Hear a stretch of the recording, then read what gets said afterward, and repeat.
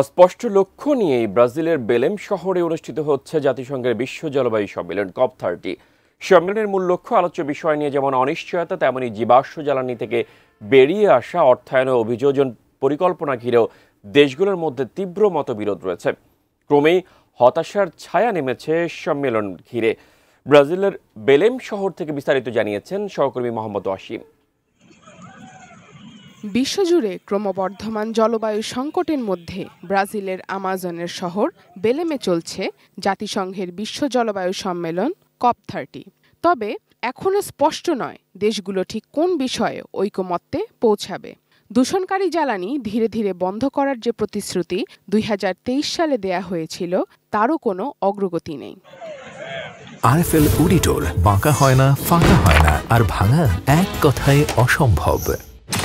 পরিস্থিতি জটিল হয়েছে যুক্তরাষ্ট্রের নতুন প্রশাসনের ঘোষণায়। তারা 2026 সালের জানুয়ারিতে প্যারিস চুক্তি থেকে বেরিয়ে যাবে।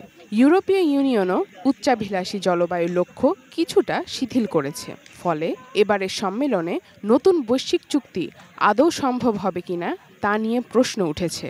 একদিকে পরিবেশ রক্ষার কথা বলা হচ্ছে, অন্যদিকে আমাজনে 1 লাখ গাছ কেটে বিদেশি প্রতিনিধিদের জন্য 4 লেনের হাইওয়ে তৈরি করা হয়েছে। আলোচনায় রয়েছে নিরাপত্তা বলয় ভেঙে সম্মেলনের ভিতরে ঢুকে পড়ছে বিক্ষোভ, পিছু ছাড়ছে না নতুন নতুন বিতর্ক। সব মিলিয়ে হতাশাগ্রস্ত বাংলাদেশ সহ বিভিন্ন দেশের প্রতিনিধিরা। এবং যদি এই সিস্টেমটা কাজ না করে তাহলে তো ধরেন ফান্ডিং বলি, ফাইন্যান্স বলি, রিপারেশন বলি, সেগুলো পাওয়া বরাবরই ডিফিকাল্ট। কারণ আলটিমেটলি যারা বের হয়ে যাচ্ছে বা যাদের দায়বদ্ধতার জায়গাটা বেশি তারাই ঠিকমতো সাড়া দিচ্ছে না। এই কপের একটা প্রধান চ্যালেঞ্জ যে বাকু বেলেম রোডম্যাপ তৈরি করা, 2030 সালের মধ্যে 1.3 ট্রিলিয়ন কতটা ফান্ডিং মোবিলাইজ করা যায়। বাংলাদেশের মতো রাষ্ট্রের এই ধরনের নেগোসিয়েশন করার আর কোনো টেবিল নাই। প্রতিদিনই সম্মেলনকে কেন্দ্র করে বিভিন্ন দেশে হচ্ছে বিক্ষোভ। তাদের সুরে সুর মেলাচ্ছে বিশ্লেষকরাও। বলছেন বৈশ্বিক জলবায়ুর দুরবস্থার জন্য বিশ্বমোড়লদের নির্বিকার ভূমিকাই দায়ী। You know, there is very important negotiations, and I think that the theme being implementation. Developed countries need to be on board for this funding to be approved and to be actually worth it.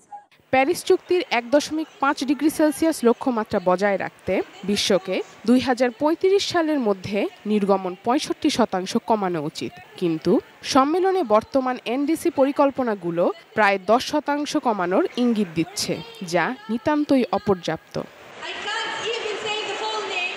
শারজানা Ananya, desk report, ATN news.